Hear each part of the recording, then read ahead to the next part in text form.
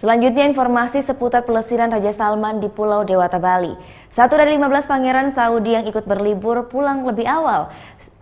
Kemarin, Pangeran bertolak dari Bandara NGURAH naik jet pribadi.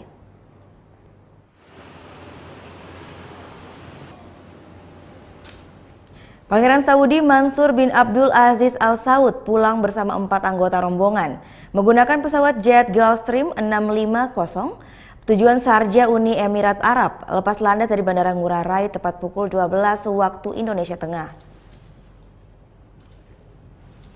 Sebelumnya, Raja Salman bersama Pangeran Mansour dan 14 pangeran Saudi lainnya dijadwalkan habiskan liburan di Pulau Dewata, Bali mulai tanggal 4 hingga 9 Maret.